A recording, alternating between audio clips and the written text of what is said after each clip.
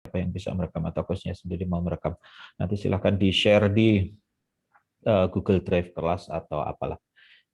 Oke, nah, Assalamualaikum warahmatullahi wabarakatuh. Selamat pagi dan salam sejahtera untuk kita semua. Waalaikumsalam warahmatullahi wabarakatuh. Pagi. Nah, pada pertemuan kedua ini kita akan membahas data makroekonomi. Data makroekonomi itu banyak.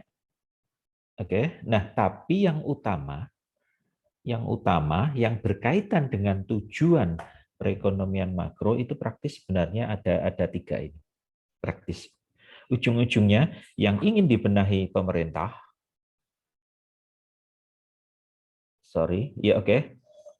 Yang ingin dibenahi pemerintah dengan kebijakan fiskal. Apa sih kebijakan fiskal? Kebijakan fiskal itu gampang-gampangnya kebijakan dengan melalui instrumen APBN yang terdiri dari instrumen pendapatan, belanja, dan pembiayaan. Kebijakan fiskal itu di sini. GDP atau PDB dan unemployment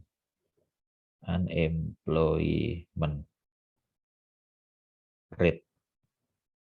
Ini yang berusaha dipengaruhi oleh kebijakan fiskal. Sedangkan untuk yang kebijakan moneter, apa sih kebijakan moneter? Kebijakan moneter itu ya gampang-gampangnya kebijakan dengan menggunakan instrumen moneter. Nanti kita akan sampai ke sana. Instrumen moneter yang utama itu money supply atau jumlah uang beredar. Nah, ini itu adalah untuk mempengaruhi, mengendalikan CPI, Consumer Price Index, atau bahasa sederhananya inflasi. Seperti itu. Oke. Dan ini esensinya tiga data ini utama. Dan yang paling utama di antara yang utama, core of the core-nya, kalau menurut Bapak itu, yang lucu itu core of the core-nya ini. PDB, GDP. Ini core of the core-nya. Oke. Karena dengan core of the core ini, nanti PDB, secara tidak langsung, itu akan bisa juga menghitung inflasi. Demikian pula nanti dia juga akan berkaitan erat dengan unemployment rate-nya. Melalui yang ini dulu, GDP.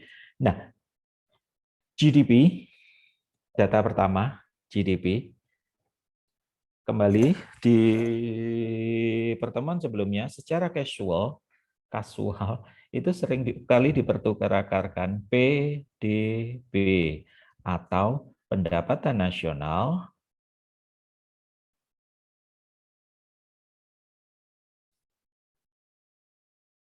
atau output. Dan apa itu? Simbolnya di ekonomi makro dia Y. Y. Masih ingat kemarin grafis seperti ini, P, Y. AS, agregat supply, agregat demand. Ini di makro, Y. Kalau di mikro dia G. Y, kemarin agregasi dari mikro. Penjumlahan keseluruhan output yang ada di dalam perekonomian. Oke. Sampai sekarang, PDB, produk domestik bruto, ini masih menjadi magic single number. Saya nggak tahu nanti jika ditemukan alat instrumen lainnya untuk mengukur. Intinya adalah PDB ini mengukur kinerja perekonomian. Untuk mengukur kinerja perekonomian. Oke. Dan sampai sekarang ini masih menjadi itu tadi magic single number atau angka tunggal yang ajaib. Kalau istilahnya di asal-usul PDB ini kemudian menjadi angka tunggal yang ajaib. Kenapa ajaib? Ya ajaib karena dia hanya PDB, satu angka saja, tapi kemudian dia bisa merepresentasikan atau menggambarkan kinerja perekonomian. Oke. Meskipun di balik angka PDB itu banyak kelemahannya. Oke, di buku Anda misalkan bahkan Senator John F. Kennedy mengatakan bahwa kinerja kita dalam setiap tahun hanya diukur dengan menggunakan ukuran tunggal satu angka GDP. GDP tidak bisa menggambarkan keindahan rasa, keindahan apa itu puisi, pemandangan, selfie, update status, dia nggak bisa, nggak ada kaitannya. Tapi sampai sekarang masih dipercaya untuk menggambarkan PDB. Sudah begitu, semakin PDB itu tinggi, dia semakin bagus. Alias pendapatan nasional semakin tinggi, semakin bagus. Oke, nggak peduli bahagia, nggak bahagia itu urusan belakangan. Oke, karena PDB nggak bisa mengukur kebahagiaan, nggak bisa. Anda sedih, Anda nangis, Anda jatuh cinta, Anda bucin, nggak bisa dia mengukur semua itu PDB. Oke, nggak bisa. So, memang di sini tampak ukurannya PDB menurut tetangga sebelah grup, warung sebelah itu materialistis banget sih ekonomi itu. Mengukur apa yang bisa diukur. Apa yang bisa diukur kemudian dikuantifikasi, dikuantitaskan, diukur dengan angka, di mana angka itu kan simbol, kemudian simbol itu bisa menggambarkan, menerjemahkan kondisi perekonomian. Kembali lagi, semakin tinggi semakin bagus.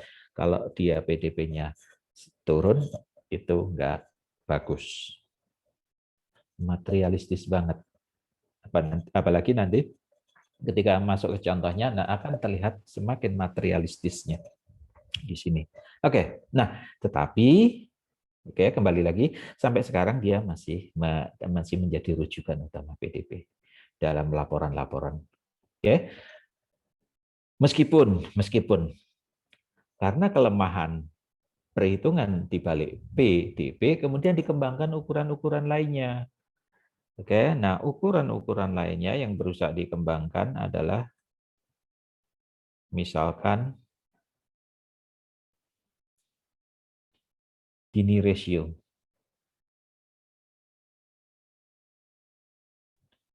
Nih, ukuran Gini ratio atau rasio Gini. Nah, PDB kan pendapatan semakin tinggi semakin bagus. Sayangnya kan kemudian pertanyaan siapa yang menikmati kan gitu kan. Siapa yang menikmati? Apalagi nih misal kalau Pak Bill Gates yang punya Microsoft ini misalkan jadi warga negara Indonesia WNI pindah ke Indonesia. Oke. Kekayaannya Pak Bill Gates ini setara dengan PDB kita. Ini hanya Pak Bill Gates doang loh ya. Itu setara dengan PDB kita kekayaannya dia. Nah, belum kalau misalkan Pak Elon Musk-nya pindah, Jeff Bezos pindah, yang punya Facebook itu siapa itu? Yang punya Facebook, punya apa itu WhatsApp Anda itu siapa itu? Mark Zuckerberg pindah. Yang punya Google pindah. Pokoknya yang di Lembah Valley itu, Silicon Valley, Lembah Silicon itu pindah semua. PDB kita itu nothing dibandingkan mereka. Ini baru orang-orang itu doang loh ya. Padahal Amerika itu punya banyak. Misalkan aja yang Pak Tua yang kaya itu yang punya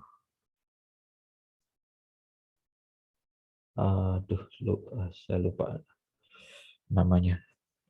Si Pak Tua yang suka bermain saham itu kayaknya minta ampun gitu. Atau George Soros.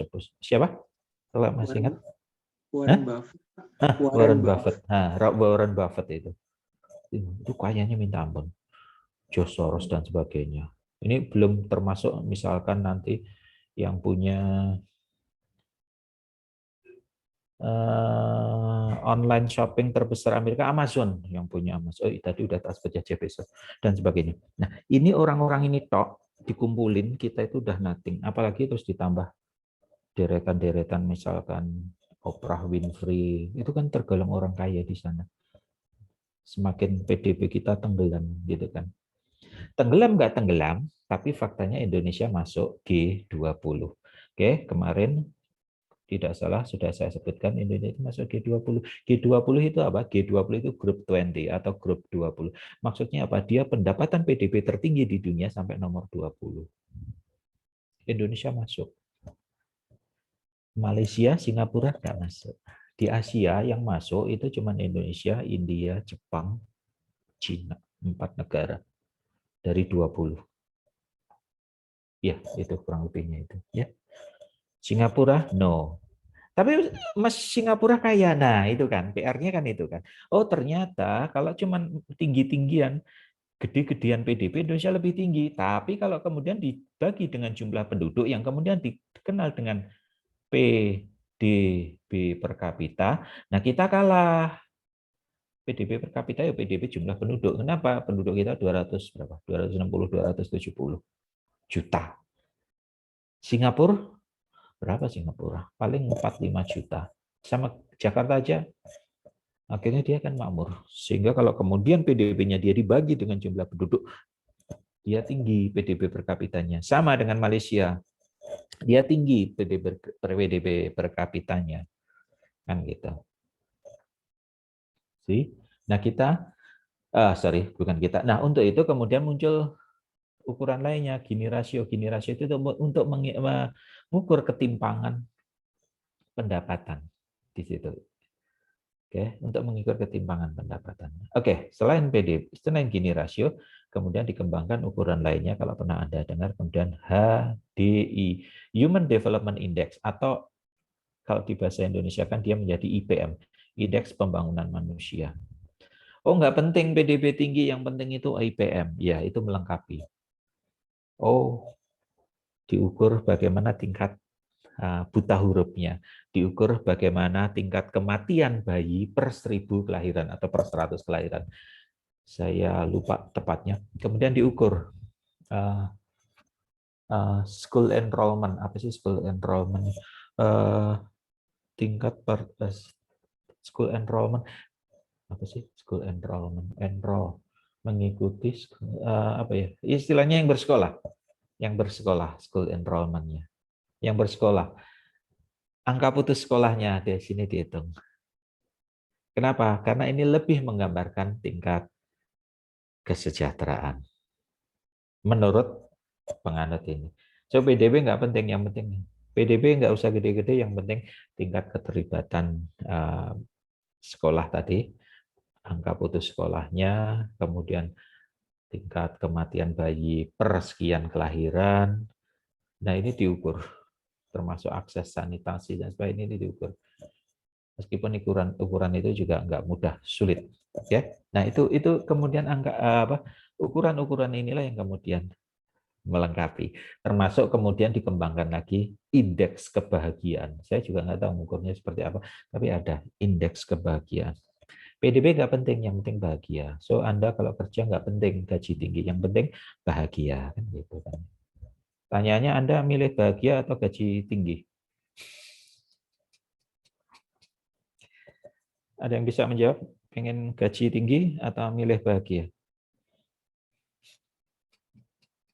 Gaji tinggi tapi bahagia, Pak. Gaji tinggi tapi bahagia, Pak. Gajinya pas-pasan nggak apa-apa, Pak. Yang penting pas butuh mobil uangnya pas, butuh rumah uangnya pas, pengen ngupdate status di Lombok uangnya pas, pengen ke Bali uangnya juga pas, nggak penting. So itu. Nah, kemudian itulah penyempurnaan. Tapi tetap muncul Gini ratio, Human Development Index, indeks kebahagiaan, indeks lainnya tetap yang bisa menggambarkan kinerja perekonomian tetap PDB. Yang ini. Yang ini ntar dulu. Dipakai sih, dipakai. Ini oke. Data PDB, CPI atau inflasi, Gini rasio, HDI dan sebagainya itu yang melansir atau yang memproduksi atau yang menerbitkan itu BPS. Peran BPS cukup vital. Itulah kemudian BPS juga punya sekolah tinggi statistik. Oh, sorry, bukan sekolah tinggi, itu kan zaman saya. Sekarang apa? Poltek statistik ya, yang ada di Jakarta Timur di Jalan Otista sana. Ada, ya. Kenapa? Iya, karena dia tugasnya rutin untuk menghitung angka. Di sana kalimatnya pokoknya semua serba di coding jadi angka semua di statistik. Ya iya, namanya statistik pasti angka. Oke. Nah, seperti itu. Sampai sekarang PDB masih menjadi data utama. PDB. Nah, bagaimana sih atau konsepnya apa sih PDB? PDB itu konsepnya yang terpenting. Sorry, oke, terlanjur coret-coret. Nah, ada dua definisi yang utama. Meskipun nanti ada satu tambahan definisi berikutnya. Yang pertama adalah ini. Total expenditure on domestically produce final goods and services. Semua barang yang dihasilkan, yang diproduksi oleh sebuah negara pada periode tertentu. Sorry, di sini selain barang juga jasa yang diproduksi. Nah, barang yang diproduksi atau total expenditure,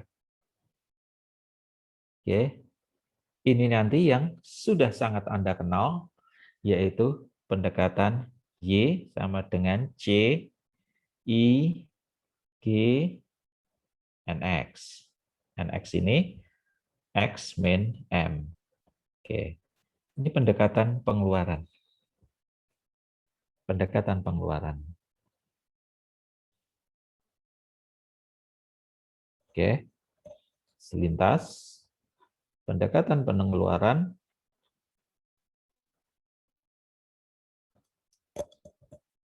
maksudnya apa sih? Bagaimana sih cara membacanya? Cara membacanya, nah ini kan ini PDB, ini output. Makanya tadi saya bilang di awal, secara casual seringkali dipertukarkan. So Anda jangan bingung. Ada yang menyebut PDB silahkan, ada yang menyebut pendapatan nasional silahkan, ada yang menyebutkan output silahkan. Atau dinotasikan, dilambangkan, disimbolkan Y. Oke, nah Y sama dengan CIG. Bagaimana sih cara membaca dia dari sisi expenditure? Membacanya adalah OPDB itu sama dengan pengeluaran rumah tangga. Pengeluaran rumah tangga itu notasinya adalah C consumption, konsumsi. Ya intinya consumption. Oke? Oke. Consumption. C. OOT, Anda generasi kaskuser atau Anda generasi TikTok ya? Kalau saya generasi kaskuser biasa ini OOT, out of topic, karena C sudah diambil ini, untuk sementara diterima aja kebenarannya, karena saya juga lagi mencari kebenaran. Itulah kemudian ada nanti berikutnya di chapter 3 sesudah ini, ada variabel lainnya yaitu capital. Consumption itu dinotasikan C, sedangkan capital dinotasikan K. Kalau dinotasikan C, bingung Anda. C ini apa Pak? Consumption atau capital? Kan gitu aja sih. So, untuk saat ini diterima kebenarannya, karena saya googling untuk mengarahnya ke situ semua penjelasannya. Oke, capital. Capital tidak C tapi K. Kalau C itu punyanya consumption. Oke, diterima aja untuk sementara. Oke, nah kembali lagi. Expenditure dari pengeluaran expenditure, PDB sama dengan pengeluaran rumah tangga atau konsumsi atau C ditambah pengeluaran manufaktur, pengeluaran industri atau investasi ditambah pengeluaran pemerintah atau G ditambah pengeluaran residen dikurangi dengan non-residen yang kemudian dikenal istilah NX. NX akan kita bahas nanti di chapter 6 kalau nggak salah. Nanti kan bahas perekonomian terbuka. So, artinya kemudian PDB sama dengan pengeluaran rumah tangga ditambah dengan pengeluaran manufaktur atau pengeluaran industri ditambah pengeluaran pemerintah ditambah pengeluaran residen dikurangi non-residen. Residen itu penduduk domestik. Kalau dari sudut pandangnya Indonesia, saya, Anda ini residen. Orang Amerika yang tinggal di Amerika itu non-residen. Seperti itu cara bacanya. Itulah kemudian, oh kalau Anda menemui ini pasti PDB dengan menggunakan pendekatan expenditure. Menurut anak-anak Jaksel, which is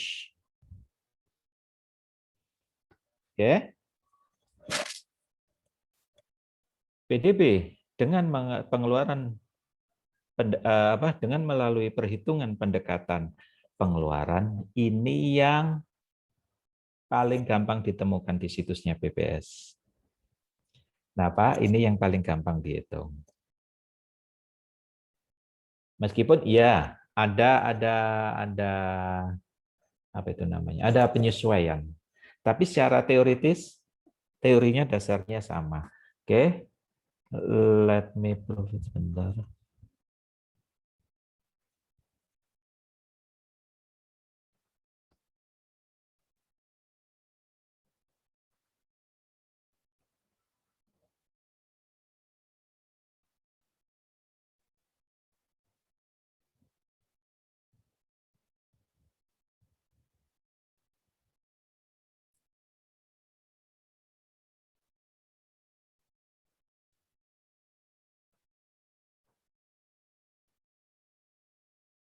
Nah, sorry, belum tak share udah ngomong. Nah, aduh.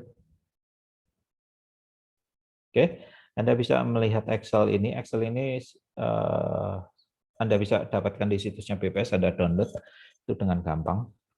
Nah, ini sih PDB menurut penggunaan, menurut expenditure. Penggunaan itu yang menurut pengeluaran. Pengeluaran konsumsi rumah tangga sih, ini C notasinya. Di kita emang sih dilengkapi pengeluaran konsumsi rumah tangga. Satu, komponennya ada makanan, minuman, selain restoran, pakaian, alas kaki, perumahan, perlengkapan rumah tangga, kesehatan, pendidikan, transportasi, komunikasi, restoran, dan hotel.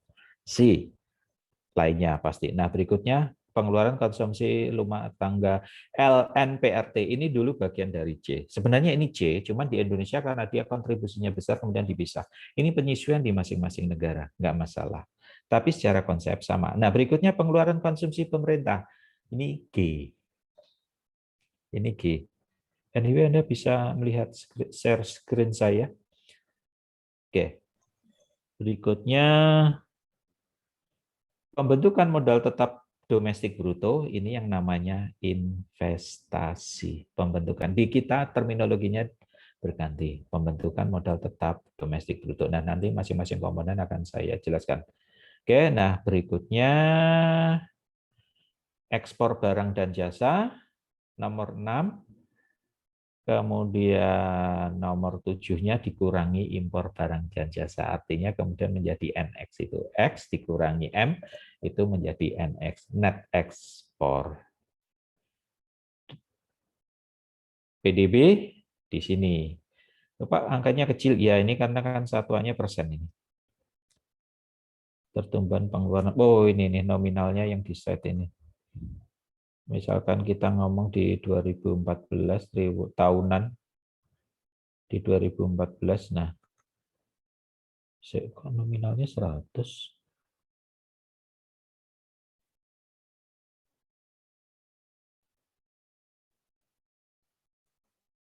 miliar rupiah. Oh, miliar rupiah. Tapi kenapa 100 ya? Jumlahnya. Oke. Harusnya PDB itu ya dijumlahkan aja. Ini kenapa 100 ya? PDB 100, PDB 100. Kayaknya salah data ini. Oke, untuk yang lebih benar, intinya teman-teman bisa ke situsnya BPS download. Tapi ceritanya seperti ini loh. Saya ingin menunjukkan kepada teman-teman, oh versi BPS itu seperti ini. Nah, teoritisnya seperti tadi. Artinya metode perhitungan BPS pun praktek itu didasarkan pada teori ekonomi. Oke, saya close, stop share, kembali ke, aduh, salah ngeklik lagi. Sini. Share screen. Sini. Oke. Seperti ini. Oke. Nah, ini nanti di sesudah UTS akan Anda kenal ini postulatnya Keynes. GM Keynes.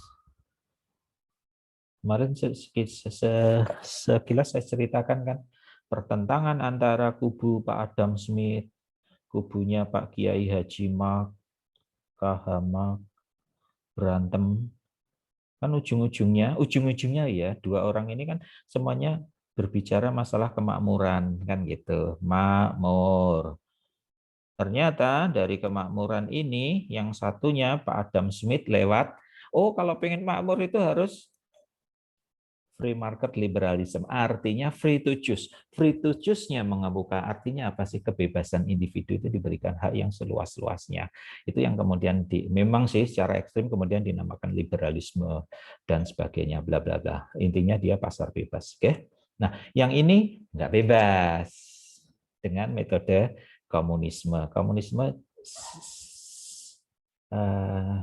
saya ingin menyampaikan teman-teman kalau saya bicara komunisme di sini saya tidak bicara ateisme loh ya, dua hal yang berbeda karena kalau komunisme itu konteksnya ekonomi, oke? Nah, yang satu penganut alirannya ini, yang satu penganut alirannya ini. Ingat kemarin kemudian korbannya jutaan manusia mati. Ini ekonomi loh ya. Kemudian jutaan manusia mati. Padahal tuh semuanya tujuannya pengen makmur lewat ini atau lewat ini, cuman itu doang.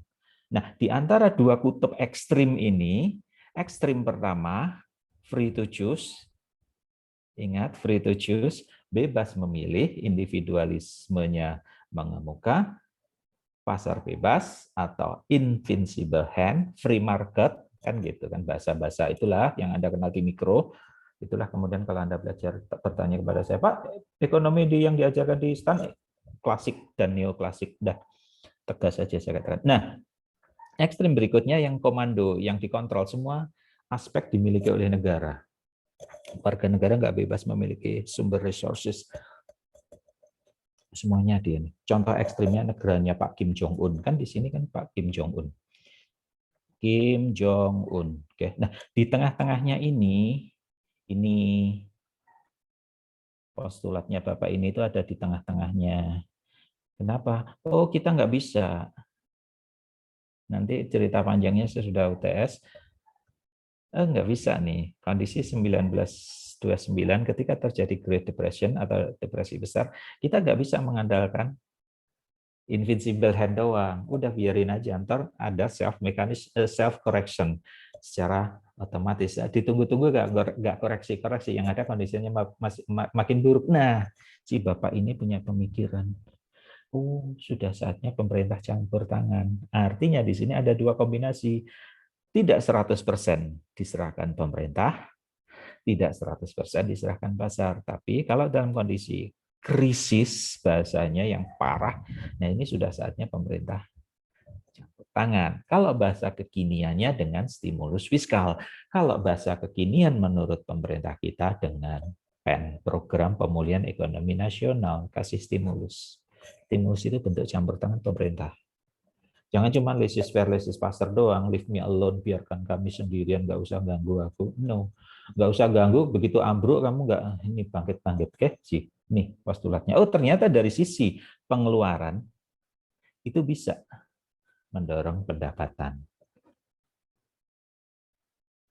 Nih postulatnya si Pak Keynes. Loh Pak, kalau postulatnya klasik, kalau postulatnya klasik ini nanti di chapter 3, Y sama dengan fungsi K dan L. Oh, yang bisa menciptakan Y, pendapatan nasional PDB itu capital dan labor, fungsi produksi yang Anda kenal juga di ekonomi mikro. Seperti itu ceritanya.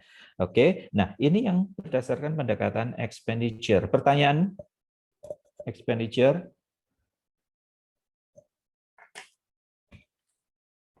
Pertanyaan, Anda kalau ngopi boleh loh. Bebas mau ngopi, ngeteh, Silakan.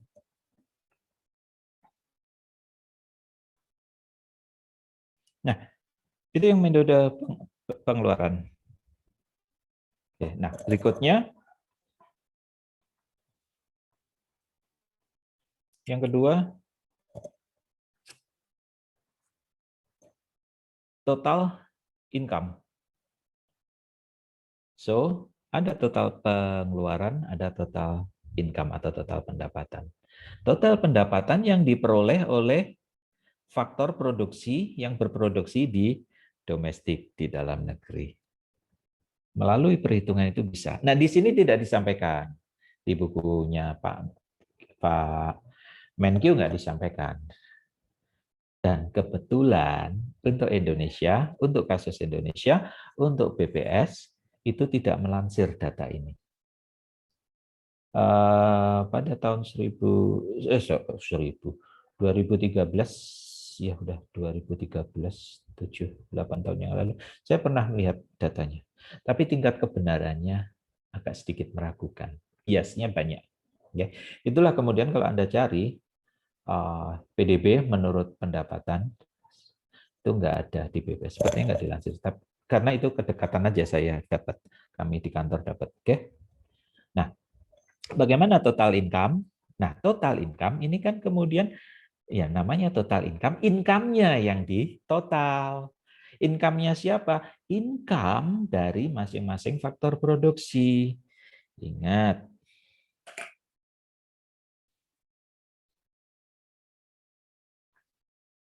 Oke, langsung di sini aja coret-coretannya.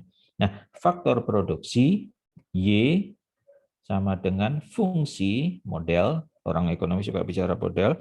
Saya ciplak aja, labor, capital, yang tadi 2, itu yang utama. Nah, ditambah 2 sisanya apa?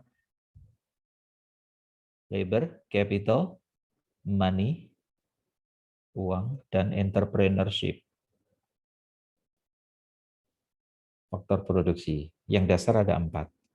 Nah, artinya di sini Y balas jasanya. Apa itu namanya? Labor, balas jasanya. Balas jasa labor. Pendapatan dari labor. Kalau Anda bekerja, Anda menerima gaji. Gaji. Cuman konteksnya labor itu wage. Ditambah, Pak, bedanya salary, kalau gaji kan diterjemahkan salary, kalau upah wage. Ada yang tahu bedanya? Kembali ke konteks mikro. Ada yang bisa? Memetik mangga 1, sekali metik 1 mangga dihargai Rp100. Kalau mangga yang dipetik ada 5, berapakah wage yang diterima? Seperti itu. Artinya wage itu konteksnya per output, per unit yang dihasilkan. Kalau salary enggak. Salary Anda terima misalkan nanti 1 bulannya 100 juta. Ya Anda bahasa kasarnya sih, kalau kekinian cutting Anda bilang gabut, ya nerimanya 100 juta. Anda enggak gabut ya 100 juta. Tapi enggak ada apa dibagi output gitu, enggak ada. Beda dengan metik mangga. Kalau penjahit masang kancing baju, satu kancingnya dihargai 100 perak. Berapa Anda sehari bisa mengancing perak? Oke, itu balas jasa labor. Balas jasanya capital. Balas jasanya capital. Interest. Yes. Balas jasa capital. Interest.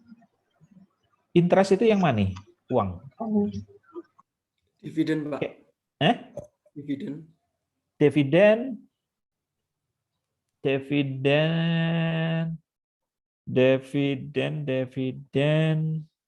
No. K, capital, itu rent, sewa. M, money, baru interest tadi. Interest, bunga. Expenditure, entrepreneur, kewirausahaan, ini balas jasanya, profit. Nah, di dalam sebuah perekonomian, upah, rent, interest, profit, nah itu dijumlahkan, itu kemudian sama dengan PDB. Nah, dasarnya apa sih? Dasarnya seperti ini. Perhatikan circular flow ini. Ini yang paling sederhana. Ada rumah tangga, perusahaan. Lihat garis biru, garis hijau yang atas. Oke. Ketika rumah tangga menjual tenaga kerjanya ke perusahaan, ini labor. Labor kemudian mendapatkan income, return-nya, penghasilannya, income. Kemudian perusahaan menghasilkan barang dan jasa. Oke, sebut saja yang paling gampang di sini barang. Barang dijual ke masyarakat, ini goods. Sedangkan dari sisi rumah tangga, ketika membeli barang, itu kemudian berubah menjadi expenditure. Oke, sorry, saya pertegas, rent di sini, ini sewa ya. Jangan salah terka, soalnya saya lupa, intinya periode sebelumnya, itu terus kemudian ada yang menerjemahkan, ini rent di sini, diterjemahkan menjadi, Anda pernah ini, kalau kemudian dipanjangkan dalam Indonesia menjadi rentenir. Rentenir itu suku bunga atau riba. Riba atau bunga. No. Ini beda. Karena kesalahan kita menerjemahkan. Karena kesalahan kita menerjemahkan. So, yang benar rent itu sewa. Sewa dari capital. Capital di sini, oh misalkan capital di sini, misalkan Anda punya tanah, Anda sewakan ke petani, seperti itu. Nah, itu Anda menghasilkan rent. Anda punya capital. Capitalnya tanah. Dan itu kemudian ada sewa, balas jasanya. So, bukan makna yang ini. Nah, yang ini itu kesalahannya karena di sini ada Adam Smith itu pernah ngomong rent seeking. Rent seeking. Yang kemudian diterjemahkan secara letterlux mentah-mentah menjadi pemburu rente. Pernah dengar kan Anda istilah pemburu rente? Pernah dengar pemburu rente. Nah, sayangnya kemudian rente di KBBI itu mananya bunga atau riba. So pemburu rente itu orang memburu riba atau bunga. No, maknanya bukan itu.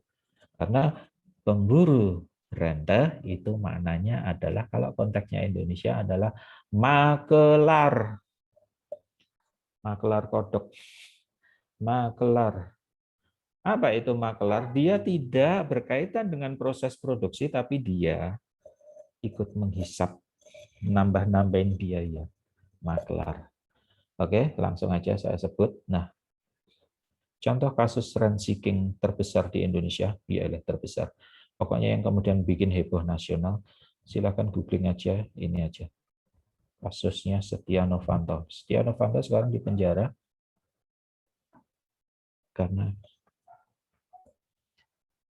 oke, itu aja. Stop di sini. Setia Novanto silakan googling. Kaitkan dengan rent seeking. Oke. Tuh. Oke, nah. Berikutnya, nah ini expenditure equal income. Basicnya di sini. Pengeluaran sama dengan pendapatan. Karena setiap dolar yang dibelanjakan oleh pembeli itu menjadi pendapatannya penjual. Maknanya apa? Anda di PIE, yang buku PIE yang dulu Anda pegang, yang warna coklat, masih ingat kisah kisahnya Bully, Mrs. Lee, Bully, tidak enak ya Bully, bukan bullying tapi bully, namanya Lee, L-E-E, dan Pak John, kan gitu kan. Nah, Bully, Mrs. Lee pengen ngecat rumahnya. Kemudian dia minta tolong Pak John tolong cat rumahku. Nah, atas pekerjaan mengecat rumah, kemudian Bully membayar $100. Nah, $100 memang dolarnya Singapura sih waktu itu. Karena kenapa ya? Karena itu edisi Asia itu dari Singapura. Nah, $100. Nah, Bagi Bully, $100 itu adalah pengeluaran, ya kan dia bayar. Nah, bagi Pak John, $100 itu adalah pendapatan. Tapi jumlahnya sama. So, maknanya di sini, total expenditure sama dengan total income itu dalam kaitan transaksi. Ingat Dalio video transaksi, ada dua orang, penjual, pembeli. Pembelinya memberikan uang kepada penjual dan penjual memberikan barang kepada pembeli. Konteks di mikro. But tiap hari jutaan, zillion time of transaction, miliaran transaksi terjadi dan itu yang menggerakkan perekonomian. Andai kata nggak ada transaksi sama sekali, bangkrut. Contoh mini tidak ada transaksi sama sekali.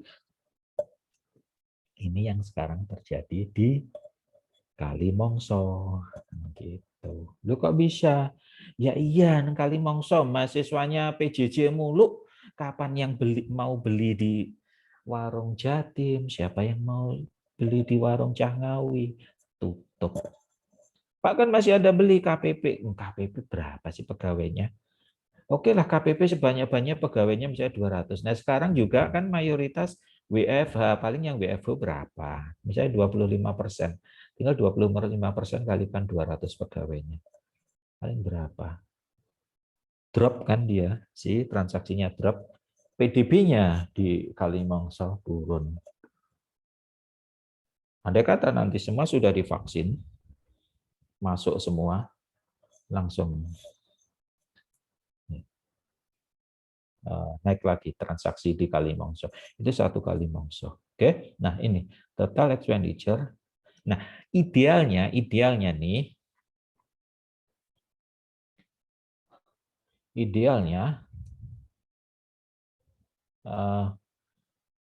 PDB kalau diukur dengan menggunakan pendekatan income dan diukur dengan menggunakan expenditure, ini harusnya sama, harus. Nah, kalau nggak sama, itu yang kemudian dinamakan statistical discrepancy atau perbedaan statistik, nggak masalah.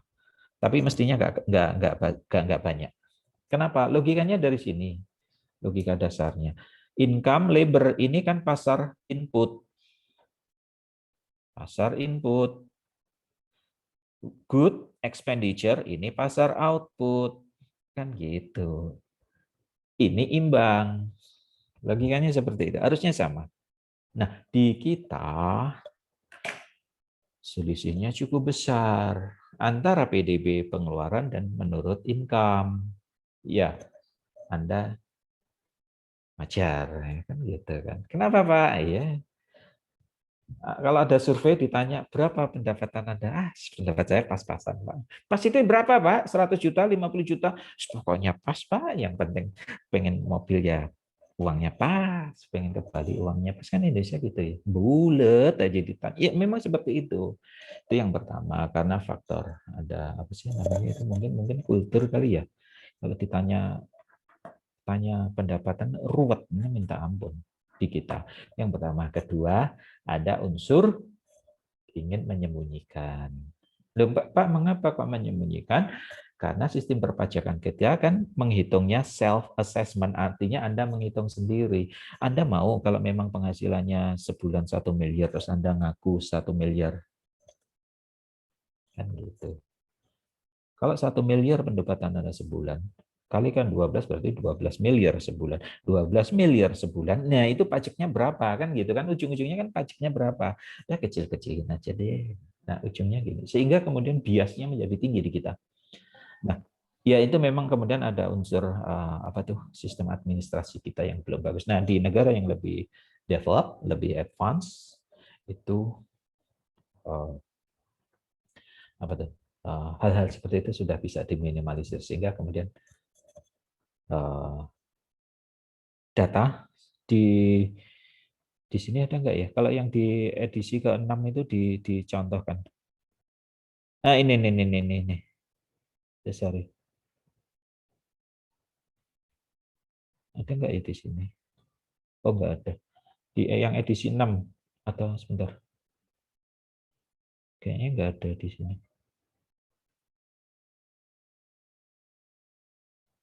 Oh nggak ada. Yang di edisi 6 itu ada.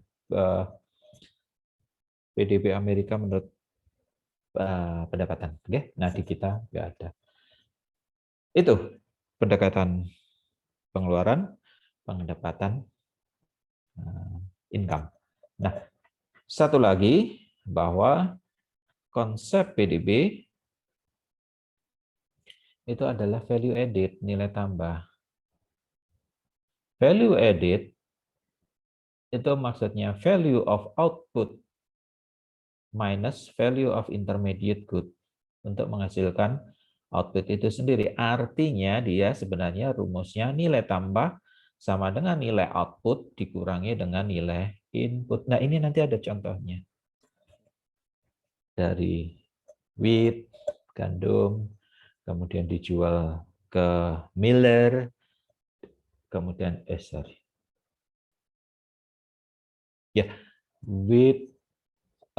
farmer memproduksi wheat, wheat dijual ke miller, kemudian menghasilkan flour, flour dijual ke baker untuk menghasilkan bakery.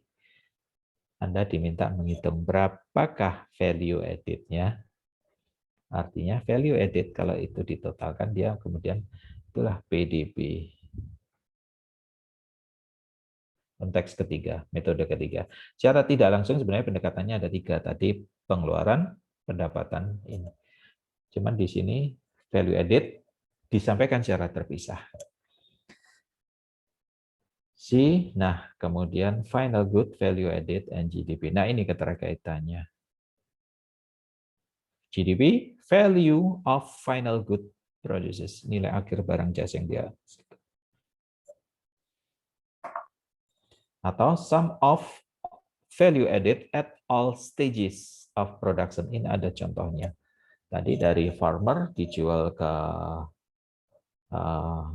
miller itu yang merubah gandum menjadi tepung terigu dan dijual ke baker itu yang membuat roti. Ini ada perhitungannya. Seperti itu konsepnya PDB. Ingat, bukan ukuran yang sempurna, tapi ini ukuran yang menggambarkan kinerja perekonomian dan sampai sekarang. Dan so what, Pak? Nah, PDB itu digunakan untuk menghitung laju, sebut aja laju pertumbuhan ekonomi.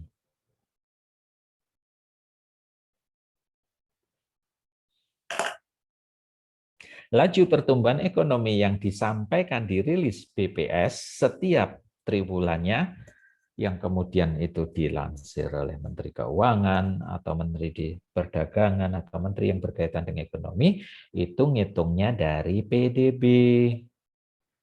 Ada yang tahu caranya? Gampang kok. Ada yang tahu caranya? Makanya saking gampangnya saya tanyakan kepada Anda. Gampang kok ngitungnya. PDB? Ada yang tahu? PDB, ngitung PDB? Ya, misalkan pertumbuhan ekonomi, sebut saja 2020, itu sama dengan PDB 2020 dikurangi PDB 2019 bagi PDB 2019. Cuman gitu doang kok.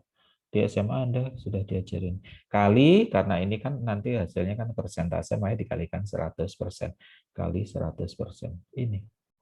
Ngitung pertumbuhan ekonomi cuma segini. Gampang. Tapi PDB-nya dulu ketemu. Setelah itu ketemu bisa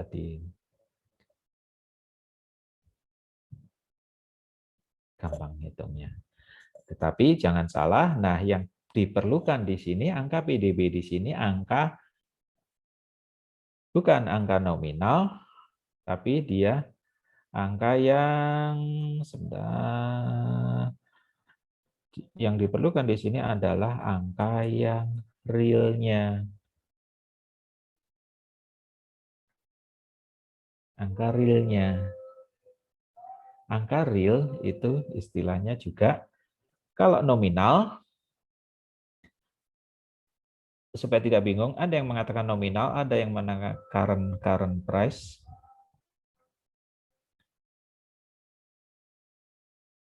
Ada yang kalau di bahasa Indonesia harga berlaku. Harga berlaku.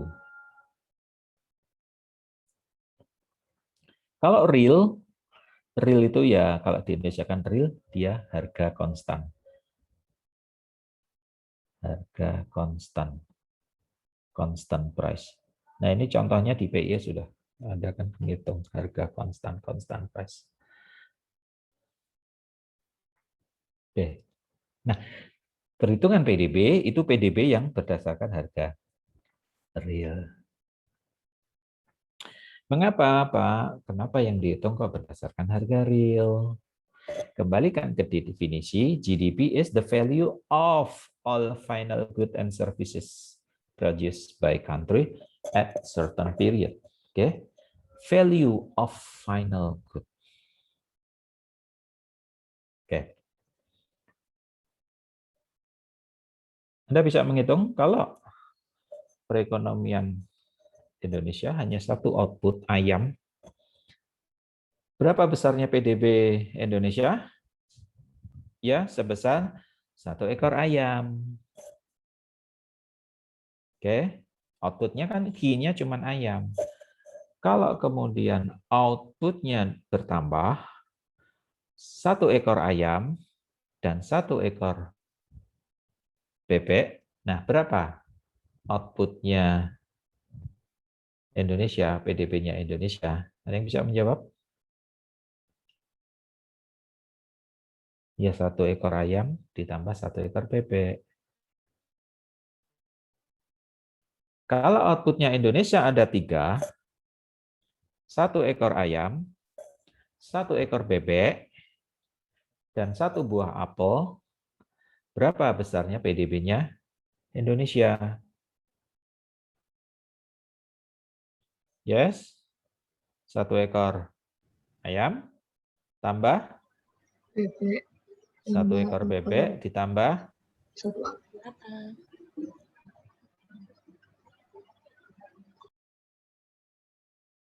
1 ekor ayam ditambah 1 ekor bebek tambah 1 apel. Ini PDB-nya Indonesia. Masalahnya kan outputnya nggak 3. Ini cuma kita ngomong 3. Masing-masing besarnya 1. Nah kalau Indonesia produksinya oke lah kita anggap aja satuannya 1. 1 ayam, 1 bebek, 1 apel, 1 kerbau, 1 sepatu, 1 komputer, 1 mobil, 1 rumah, 1 baju, 1 televisi, 1 mouse, 1 pen, 1 buku.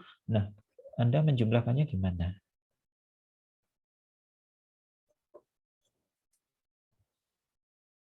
Kan ini value of final good, nilai dari keseluruhan barang dasar yang dasar. Menjumlahkannya gimana Anda? Oke deh, 2 aja deh. 1 ayam, 1 bebek. Ya, 1 ayam, 1 bebek tadi, Pak. Ya, oke, pintar. Seperti itu. Nah, kalau semakin banyak outputnya, 100 item, gimana jumlahkannya? Pusing pala Barbie. So, di sini kemudian supaya palanya Barbie nggak pusing, maka kemudian masing-masing output dikalikan harganya. Kan gitu. Alias, kembali lagi ke mikro. P kali Q. Q-nya ayam dikalikan price-nya ayam. Ditambah P kali Q. Cuman di sini Q ayam ini P ayam kali Q ayam, P bebek kali Q bebek. Ditambah P apel kali Q apel. Dijumlahkan. Nah, baru bisa kan? Dijumlahkan kemudian hasilnya, oh ternyata totalnya 1.500. Totalnya. Terserah mau P-nya ayam berapa, ini pokoknya intinya. Oh, berarti PDB-nya Indonesia 1.500. Nah, gampang. Satu angka. Ajaib kan? So, di sini P price yang di mikro yang Anda kenal, ekonomi mikro, itu kemudian dikenal dengan, kalau bahasa dulu zaman bala ekonomi mikro, itu juga disebut dengan price theory, sama dengan price theory, atau teori harga. Kenapa teori harga? Karena hukum permintaan itu hukumnya berangkatnya dari P-nya. P naik kalau permintaan kemudian Q-nya turun, dan sebaliknya P turun Q-nya naik. P-nya dulu berubah baru mempengaruhi Q. Sama hukum penawaran. Hukum penawaran mengatakan P naik maka Q-nya naik. P turun Q-nya turun. Hukumnya P-nya dulu yang berubah, jangan dibalik. Hukum. Kalau fenomenanya nanti bisa dari Q-nya. Oke, nah artinya P memiliki kelebihan mempersatukan seluruh satuan. Karena masing-masing dikalikan P, kan semuanya kemudian menjadi nominalnya satu ayam, misalkan di sini ini 1.500 ya jadinya. Gimana kalau ini misalkan 1.000 ayam sama bebek mal mana sih? Oke lah, anggap aja mal ayam 1.000, ini 250, ini 250. Misal. Ini totalnya 1.500. Nah, P memiliki kelebihan mempersatukan satuan hitung sehingga kemudian bisa dijumlahkan. Tetapi P memiliki kelemahan juga. Kenapa lemah? Karena P di tahun 2020 itu bisa berbeda dengan P di tahun 2019. Artinya P ini bisa naik atau turun. Padahal Y PDB, Y atau PDB itu pengen mengukur Q-nya. Yang ingin diukur itu Q-nya saja, output-nya saja. Karena pertumbuhan ekonomi itu mengukur pertumbuhan output. So, untuk menghilangkan pengaruh inflasi, perubahan harga, makanya P-nya dihilangkan. Itu yang kemudian dikenal dengan metode deflator. Seperti ini. Abaikan persamaannya. Ini bikin hidup makin susah aja. Tenang, saya juga nggak tahu, Pak. Biarpun dulu diajari di statistik, tapi sekarang lupa. Oke. Dibikin hidup makin susah. Kita mempermudah kehidupan kita aja deh. Mana? Nah, kemudian ini. Oh, ternyata kalau P kali Q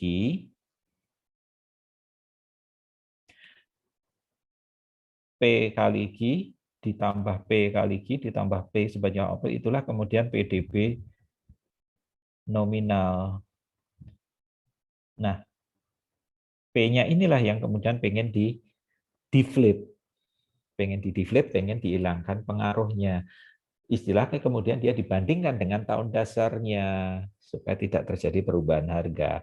Ini yang kemudian dikenal, oh ternyata nih PDB nominal 2020 dibandingkan PDB nominal 2019, kalau terjadi kenaikan, nah kenaikan ini probabilitasnya bisa dua.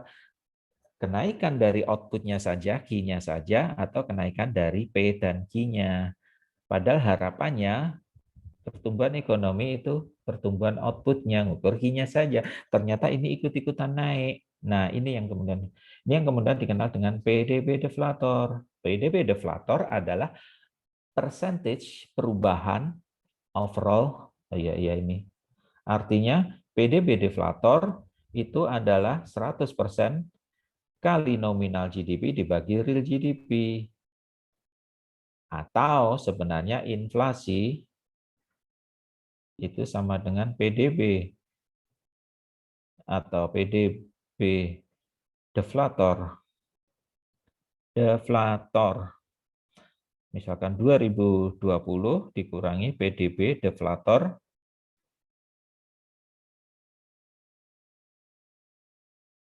19. Itu untuk menghitung inflasi. So, artinya dari PDB deflator itu sebenarnya bisa untuk menghitung inflasi. Inflasi itu sama kayak tadi. Ini sama kayak PDB.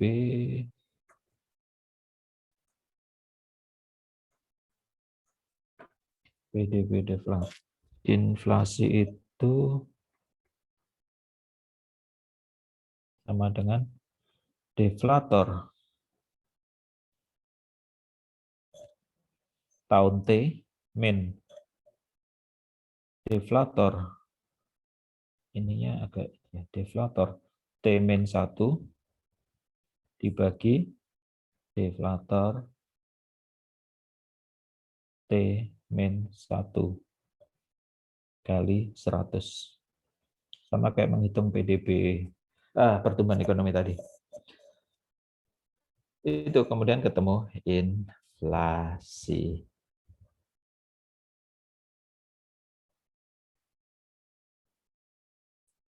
So, dari 1 PDB sudah ketemu perhitungan inflasi. Dan ini salah satu metode perhitungan inflasi itu adalah menggunakan PDB deflator.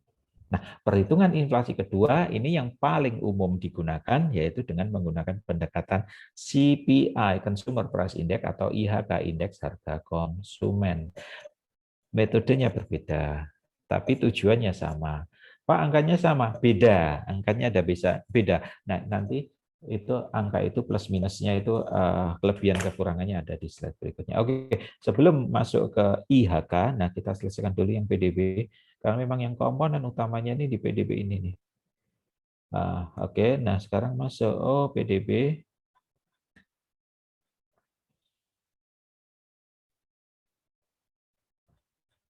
Masuk ke komponen-komponennya. PDB sama dengan C, I, G, N, X. Oke, nah C, I, G. C-nya apa? Konsumsi. Nah, yang dimaksud konsumsi apa? Teman-teman bisa baca di sini. Konsumsi dia terdiri dari durable, non-durable, dan jasa. Apa itu durable? Nah, ini ada contohnya. Apa itu yang non-durable? Ini juga ada contohnya. Apa itu services atau jasa? Nah, ini juga ada contohnya. Semua dihitung. Oke, bisa Pak? Bisa. Di statistik kita juga bisa. Berikutnya, komponen berikutnya investasi. Nah, yang hati-hati di sini adalah spending on capital, artinya di physical asset, fisik. Itulah kemudian diterjemahkan menjadi PMTB, pembentukan modal tetap bruto. Oke, nah investasi itu ada dua masalahnya. Investasi yang fisik, investasi fisik, physical asset, atau kalau kemudian diterjemahkan ke bahasanya BPS PMTB, pembentukan modal tetap bruto, ini adalah investasi fisik itu misalkan Toyota Jepang datang ke Indonesia membawa uang 10 triliun, kemudian dia mendirikan pabrik atau dia memperluas pabrik Toyota yang ada di Indonesia. Nah, ini investasi fisik. Investasi fisik atau sebutannya juga dia direct investment. Investasi langsung ke sektor real. Nah, ini yang paling bagus ini. Dan umumnya dia jangka panjang. Ya kalau jangka panjang ya kalau buka pabrik di sini kan pasti dia jangka panjang.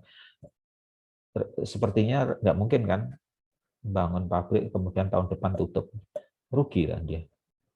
Return on investment-nya belum masuk udah dia. Nah, ini yang paling bagus. Ini yang paling diharapkan.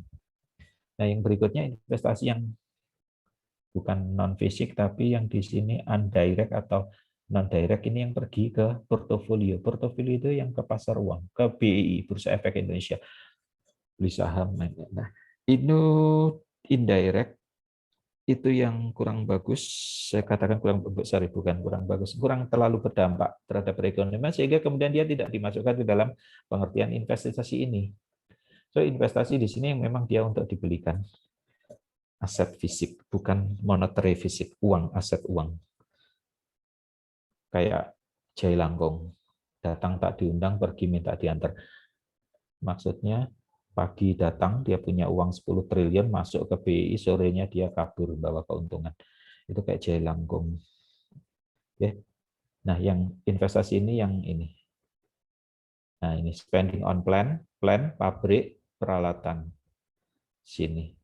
Landlord itu ibu kos, itu landlord. Nah, itu yang paling bagus ini.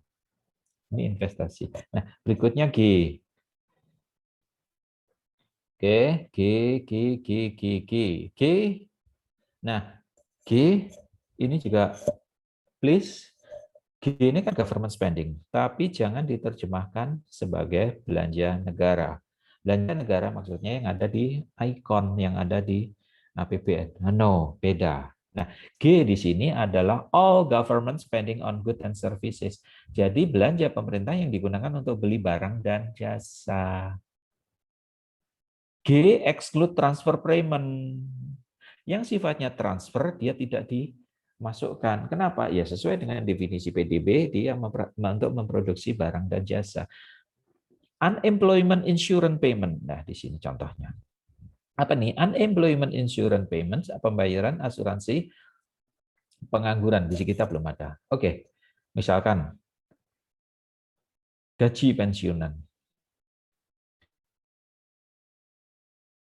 Nah, ini enggak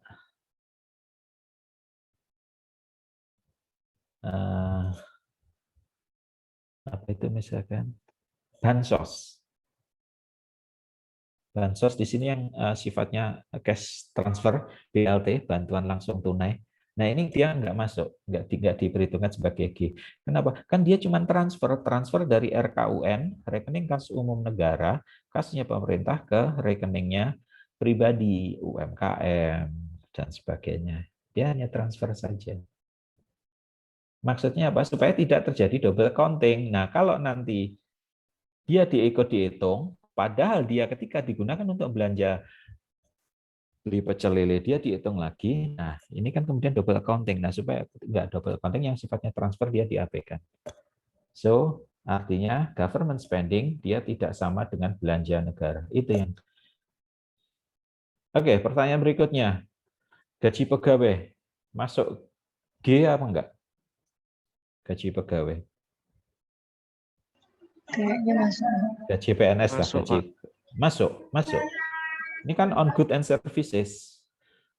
PNS itu kan bagian dari services. Dia bekerja, kemudian digaji. Ini ya masuk. Tapi kalau yang pensiunan, nah ntar dulu. Kan pensiunan udah nggak kerja. Pak kan lalu. Ya itu lalu ya lalu. Kan ini PDB dihitungnya sekarang. Yang sekaligus. Seperti itu. NX tinggal ekspor dikurangi impor. Apa ekspor? Ya seperti ini pengertian. Kita ekspor barang, kita impor barang, nah itu dinetokan. Itu yang kemudian dikenal dengan NX equals net spending from abroad on all goods services. So, itu kemudian dijumlahkan. Pertanyaan sampai di sini sebelum masuk ke inflasi?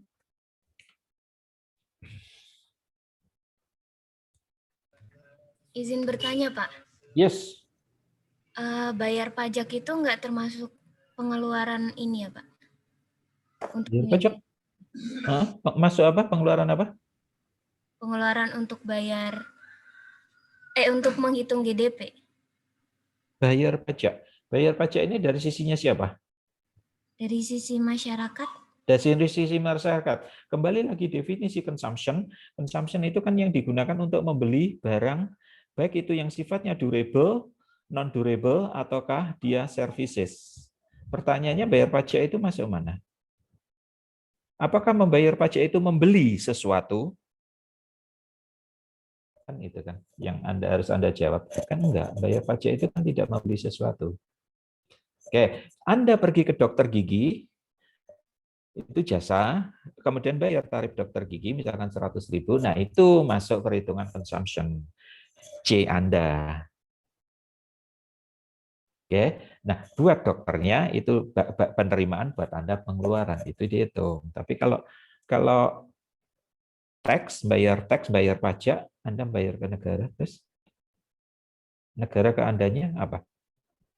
Ya, bayar pajak bukan bagian dari consumption. Oke, lainnya pertanyaan? Izin Pak, Yes.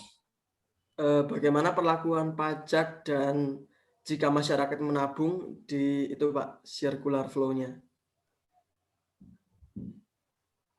Bayar pajak Dan jika masyarakat menabung, maksudnya menyimpan uang gitu Pak. menyimpan uang, masyarakat menyimpan uang. Oke, menyimpan uang itu pernah dengar istilah pajak final? Perlakuan pajak. Oke. Pernah, Pak. Pajak final itu pajak yang langsung dipotong oleh negara. tabungan Anda, kalau Anda punya tabungan di bank, entah syariah atau konvensional, itu langsung dipotong. Itu yang dipotong sebenarnya kan bukan uang tabungan Anda, tapi bunganya, pajak atas bunga. Bukan uang Anda, enggak. Kalau uang Anda, itu nanti masuknya yang PPh tadi. Apakah PPh pasal 21 atau pasal 23 dan seterusnya, yang pasal 1. Nah, pajak di sini maksudnya yang pajak atas bunganya. Oke, itu yang final. Maksudnya final langsung dipotong. Jadi Anda nggak perlu ngitung, itu langsung otomatis dipotong sama DJP by system. Jadi lewat banknya. Oke. Nah, pajak itu ada perhitungannya sebentar. Dia tidak masuk ke komponen Y sama dengan CIG, tetapi nanti dia sebagai pengurang. Mana ya perhitungannya? Dia sebagai pengurang. Maksudnya pengurang itu nanti bahasa singkatnya, nah sebentar ini. Nah, ini masuk ini. Nah, artinya PDB, singkat cerita, dikurangi pajak itu kemudian yang menjadikan dia disposable income. Apa sih disposable income? Disposable income itu pendapatan yang siap dibelanjakan. Artinya di sini diasumsikan memang di dalam ekonomi taat pajak. Oh, measure of income itu ada, bukan cuman GDP, tapi ada juga GNI dan JNP misalkan. Di sini ada Net National Product, NNP, itu Gross National Product dikurangi depresiasinya. Ada. Di BPS juga ada angka depresiasinya. Cuman menghitung depresiasinya ya saya belum tahu. Oke. Nah, kemudian national income itu NNP dikurangi statistical discrepancy. Apa tadi statistical discrepancy? Perbedaan statistikal, perbedaan perhitungan. National income, kompensasi income employee ditambah. Nah, ini kemudian memang dikurangi dengan pajak. Artinya bahasa terangnya ketika ngomong PDB dikurangi tax, ini nanti yang kemudian dikenal istilah disposable income. Notasinya YD kecil. Y-nya besar, pendapatan nasional, ada D-nya disposable income, siap dibelanjakan. Sebentar. Ini juga ada. Nah, ini disposable personal income, ini ada personal tax. Ini perlakuannya perhitungan tax, pengaruhnya ke menghitung PDB seperti ini. Tapi dia tidak bagian dari transaksi. Oke. Dia tidak bagian dari transaksi Anda karena dia tidak digunakan untuk membayar atau membeli barang dan jasa. No. Seperti itu penjelasannya. Ini masing-masing ini ada contohnya sih. Lainnya?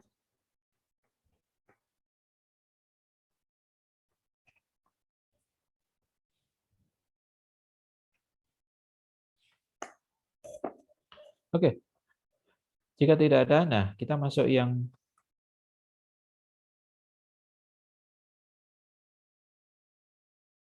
inflasi.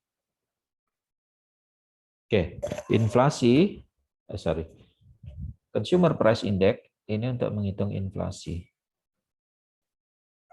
Inflasi itu perhitungannya dengan Consumer Price Index tadi, yang berikutnya, yang tadi sebelumnya dia dengan menggunakan PDB deflator. So, perhitungan inflasi itu dua. Bisa PDB deflator, bisa Consumer Price Index. Kan gitu. Contohnya seperti apa? Contoh terangnya seperti ini. Oke, PDB Indonesia. Nah, salah satu PDB Indonesia, PDB tadi apa sih? Seluruh barang yang diproduksi. Oke.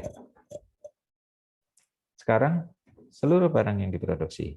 PT Pindad memproduksi Panzer Anoa. Oke, PT Pindad memproduksi Panzer Anoa. Nah, ketika terjadi kenaikan harga Panzer Pindad, misalkan harga Panzer, ada yang pernah beli Panzer produksinya Pindad? Berapa harganya? Ada yang pernah beli Panzer Pindad? Belum, sama. Saya juga belum pernah beli Panzer Blinded. Oke, kita anggap aja harganya 20 miliar, 20 M. Tahun 2019 harganya. Nah, ketika kemudian harganya di tahun 2020 naik menjadi 21 M atau naik 1 M. Oke, kenaikan harga Panzer Pindad itu dihitung. Dihitung apa? Dihitung sebagai PDB deflator atau dia kemudian berpengaruh terhadap inflasi. Itu Panzer Pindad. Pertanyaannya, Anda mengonsumsi Panzer Pindad enggak? Enggak. Saya mengonsumsi Panzer Pindad enggak? Enggak. Siapa sih yang mengonsumsi atau membeli Panzer Pindad? Ya TNI Polri kan cuma 2 unit ini, 2 institusi ini. Yang lainnya kan enggak boleh. Iseng-iseng Anda tinggal di Kalimongso beli Panzer Pindad masuk gang Kalimongsonya gimana kan susah kan? Malah nanti nabrak-nabrak sepeda motor lainnya malah. Ya, sih kenaikan harga Panzer Pindad menyebabkan inflasi. Padahal Anda nggak mengonsumsi Panzer Pindad. Nah, itulah kemudian diperkenalkan dengan metode perhitungan lain yaitu Consumer Price Index. Consumer Price Index ini bahasa terangnya itu harga dari barang-barang yang umumnya dikonsumsi oleh masyarakat. Kalau Indonesia ya dari Sabang sampai Merauke, dari Rawabuaya sampai Rawabangke. Ini apa yang paling umum dikonsumsi? Misalkan sembako. Nah, kemudian harganya diberi indeks. Di indeks. Oke, indeksnya saya sebut aja misalkan yang salah satu yang paling terkenal ada indeks less payers. Ini abaikan istilah saya karena ini bagian dari statistik. Anda tidak masuk statistiknya, oke? Tapi ini dipelajari di statistik. Diberi bobot. Barang yang dikonsumsi paling sering, paling banyak, kemudian diberi bobot yang paling tinggi. Anda bisa menebak barang apa yang paling banyak dikonsumsi oleh masyarakat dari Pulau Sabang sampai Merauke, dari Rawabuaya sampai Rawabangke. Apa yang kira-kira paling sering dikonsumsi? Sembako. Sembako yang paling top markotop dikonsumsi Beras. apa? Beras. Itu Beras. makanan pokok Anda. Kan gitu. Ini makanan pokok Anda, beras. Beras karena dia paling sering dikonsumsi, kemudian beras itu diberi bobot tertinggi, di indeks diberi bobot tertinggi. Ini saya menjelaskan secara verbal aja. Pak, secara statistik dong, agak gaya dikit. Nah, itu saya juga nggak mampu. Gini. Kalaupun mampu, saya harus buka jiplak rumusnya. Ya, tapi intinya ini nanti ada contohnya. Oh, dia diberi bobot tertinggi. Nah, berikutnya, artinya semakin bobotnya tertinggi, semakin bobotnya tertinggi, ketika ada guncangan harga sedikit, ya pengaruhnya besar terhadap inflasi. Ya iya, karena indeksnya dia tertinggi. Kenapa indeksnya tertinggi? Karena dia paling sering dikonsumsi. So, di sini yang paling sering dikonsumsi yaitu ya sembako ini. Sembako. Sembako 9 bahan pokok. 9 itu apa aja? Silahkan sebut. Oh, kemudian seperti itu konsepnya. Sehingga perhitungan inflasi tiap negara ya pasti berbeda kan bahan pokok makanan pokoknya kita kan berbeda. Indonesia dengan misalkan sama Jepang sama enggak ya? Sama kali ya, sama-sama beras. Kalau Asia masih sama. Oke, misalnya yang beda, misalnya Indonesia dan Amerika ya beda. Amerika kan makanan pokoknya bukan beras. Dia kan roti, dia suka kopi, suka roti. Roti kan dari gandum. Kemungkinan besar gandum di sana diberikan bobot tertinggi. Oh, dia kopi, roti, sama daging. Oh iya. Oh, orang miskinnya Amerika makanannya daging. Oh iya. Kalau kita yang makan daging orang kaya, sana orang miskin. Loh, orang kayanya sana sayur, iya vegan, sayur. Kita yang makan sayur orang miskin, kan kebalikan aja kan. Kan gitu kan. Iya, memang seperti itu. Berarti kan orang-orang kaya sana makanannya justru malah vegan-vegan gitu, sayur-sayuran. Semakin sayurannya kan. Kalau chicken, chicken mah itu ecek-ecek, itu KFC itu ecek-ecek. Itu memang kebalikan. So, beda. Beda. Oke. Nah, ini kalau kita bicara praktek, Pak, prakteknya seperti apa sih kalau Anda bertanya praktek?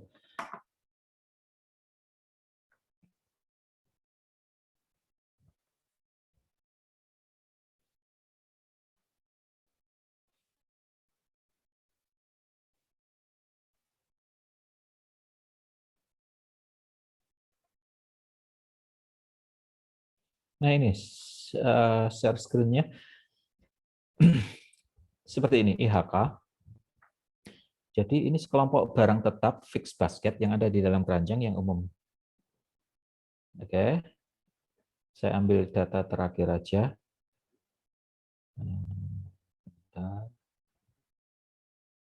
Nah ini. Data IHK itu mencakup 82 kota di seluruh Indonesia yang disurvei. Metodenya survei di 82 kota. Anda bisa bayangkan kalau 82 kota nih ya, gampang-gampangannya, ibu kota provinsi itu pasti. Kenapa sih? Ya diambil kota-kota yang memang konsumsinya tinggi. Misalkan kita provinsi 34 itu masuk ibu kota provinsi. Ditambah kota-kota yang bukan ibu kota provinsi tapi dia memiliki konsumsi banyak. Kenapa konsumsinya banyak? Penduduknya usal-usalan, Pak. Contoh Jabodetabek kan gitu. Jakarta, Bogor. Bogor kan ibu kota provinsi bukan. Ibu kota provinsinya Bandung. Bogor. Usal-usalan penduduknya masuk hitungan. Tangerang. Kalimongso, usel-uselan kan Anda lihat nih konsumsinya sampai jam setengah, apalagi kalau udah UTS UAS tuh Kalimongso itu sampai jam 2 dini hari juga masih aja ada yang ngopi. Belajar Pak, enggak ngopi doang, pokoknya ngopi aja mahasiswa ada ngopinya gitu. Konsumsi tinggi. Tangerang, Depok juga usel-uselan mahasiswanya di sana, ada UI, ada Gunadarma, ada Universitas Pancasila dan yang lain-lainnya. Usel-uselan di sana. Oke. Konsumsinya tinggi, masuk itu Bekasi, usul-usulan. Nah, di luar itu, di luar Jabodetabek, Anda bisa memperkirakan, misalkan, oke lah, misalnya kalau Jawa Tengah, selain Jawa Tengah itu pasti ya Semarang, Solo itu tinggi. Solo, kenapa ya? Jumlah penduduk juga lumayan. Nah, selain ya Sumatera Utara, selain Medan mana? Mungkin apa? Selain Medan, saya kurang tahu. Medan, Binjai, atau yang sekitarnya Medan itu yang aglomerasinya Medan, nah itu tinggi. Oke, itu masuk di. Nah, barangnya dikelompokkan. Bahan makanan, minuman, rokok, tembakau, perumahan, air listrik, berikutnya 4 sandang, kesehatan, pendidikan, rekreasi, olahraga, transportasi, jasa keuangan. Nah ini ada 6, ini tahun 2014. Ingat saya di 2018 ini ada perubahan lagi. Nah, artinya ini yang berpengaruh komponen-komponennya. Nah, ini kemudian dihitung. Ini bahasa prakteknya ya. Oke, ini sekedar membandingkan antara fakta, teori dan kenyataan. Nah, baru kemudian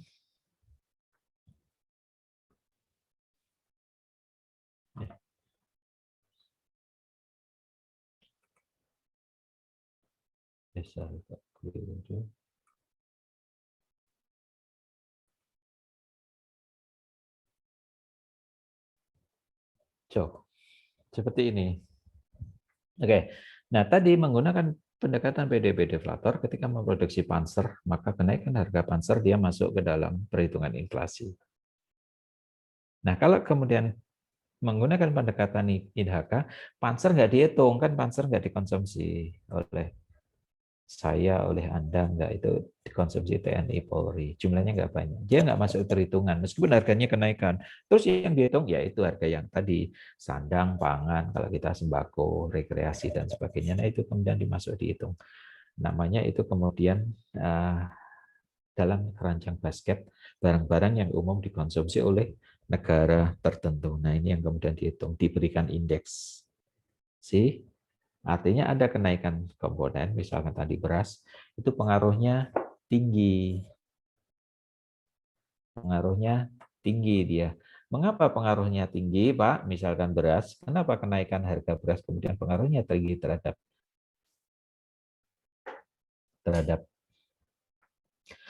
inflasi? Nah, saya bawa ke mikro. Masih ingat kan di mikro?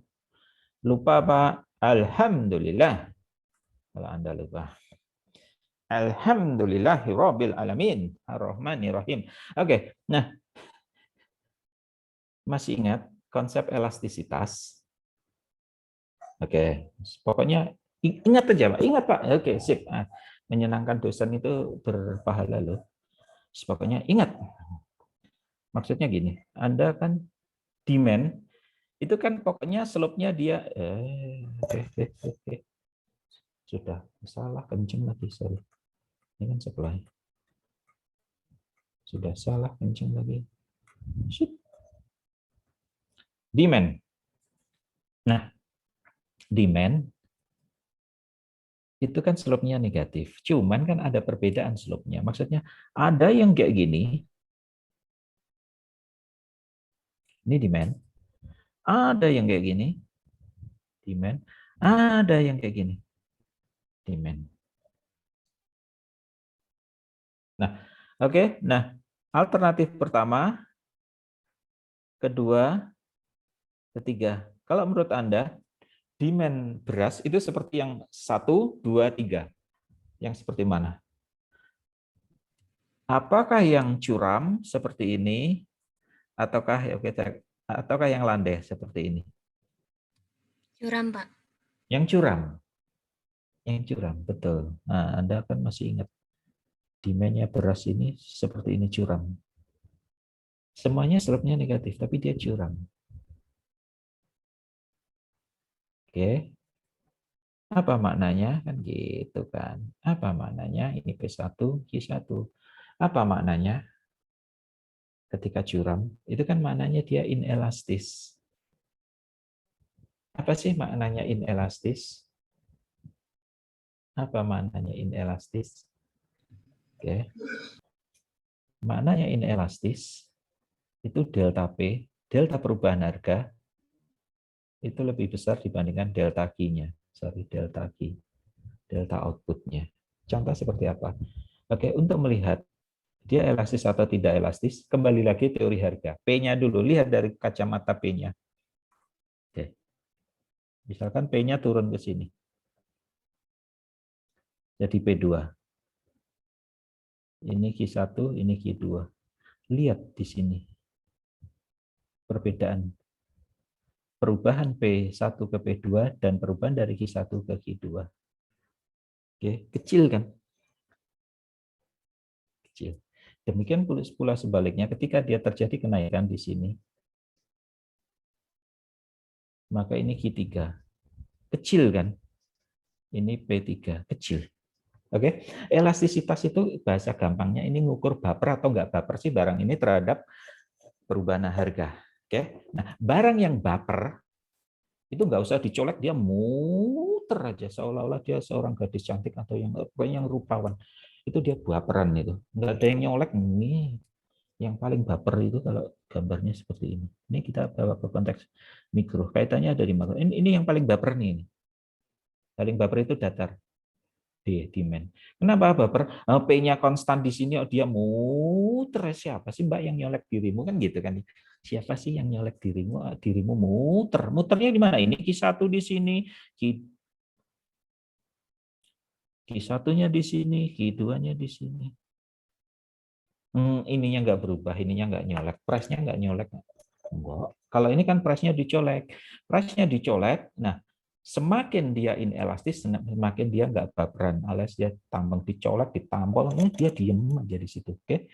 Artinya apa? Dia pengaruhnya harganya naik, dia ya di situ aja. Ya iya, beras itu orang mau, saya perutnya masih beras, mendefinisikan dia, saya masih orang Indonesia, konsumsi beras, harga beras naik, ya saya tetap makan beras gitu kan.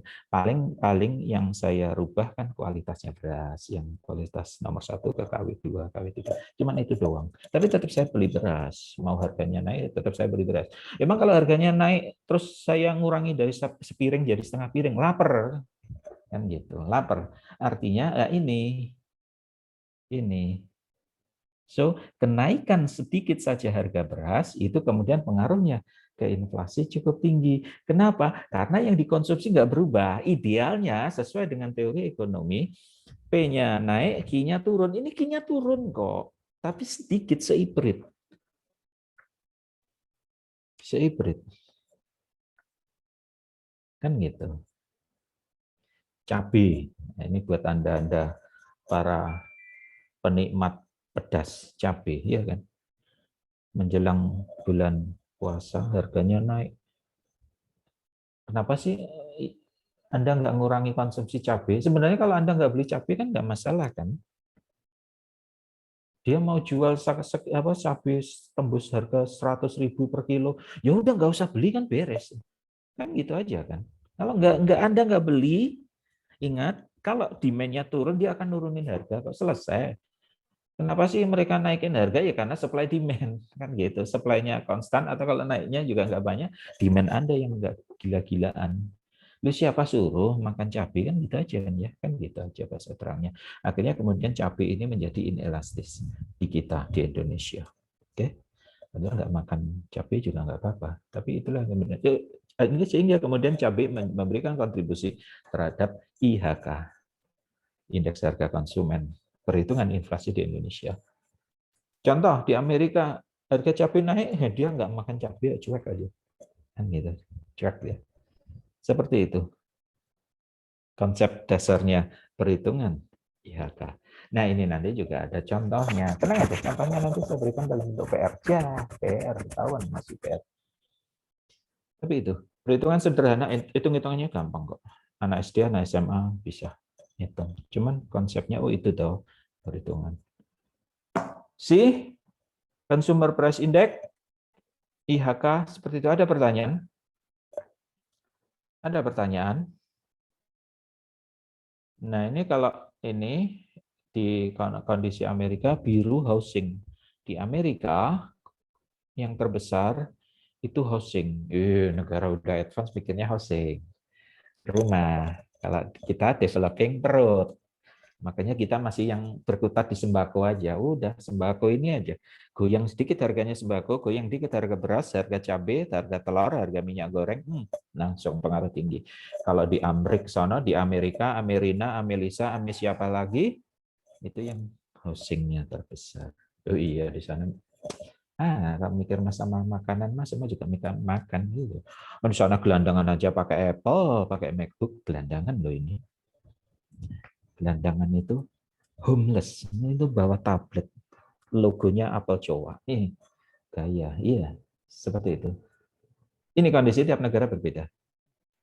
Nggak bisa sama, nggak, no. Kita Jepang, Cina, kita Malaysia, perbedaannya cukup. Kalau kita mungkin yang sederajat, ya okelah kita Timor Leste, Papua Nugini, Malaysia, Vietnam, dan misal yang ASEAN aja, kita kemungkinan komposisinya sama. Tapi kalau kita dengan Cina, kita dengan Jepang, Eropa, mungkin kemungkinan berbeda. Pengaruhnya seperti ini. Ini terbesar housingnya. Terbesar berikutnya hijau transportasi di sana. Seperti itu. Pertanyaan? Ini bahasa rumitnya yang tadi yang Less Payres Index ini, kemudian diberi bobot dan sebagainya. Oke, abaikan ini karena ini masuk pendekatan statistiknya. Tapi, nah ini perbedaan CPI, Consumer Price Index, dan pendekatan deflator. Nah ini ada plus minusnya. Di buku Anda ada, di sini juga ada. Oh ada bias substitusi. Oh ada introduction of new good. Apa sih yang dimaksud? Oh kemudian ada perubahan kualitas yang tidak bisa diukur. Nah ini silakan baca sendiri. Kelemahan, kelebihan. Size of CPI. Ini CPI vs GDP deflator. So, menghitung inflasi ada dua. Angkanya ada perbedaan. Sebentar, di sana juga ada perbedaan. Nah, ini gambarnya seperti ini, kurang lebihnya. Jadi, CPI itu yang warna merah, deflator itu yang warna biru. Tapi semuanya pada menunjukkan arah yang sama, mirip. Tetap ada perbedaan. Pertanyaan? Izin bertanya, Pak. Yes. Saya mau tanya tentang hubungan CPI, inflasi, sama elastisitas, Pak. Kalau yang tadi kan barang yang tidak elastis. Kalau barang yang elastis sempurna, hubungannya dengan inflasi seperti apa, Pak? Oke. Barang elastis sempurna. Elastis sempurna itu kan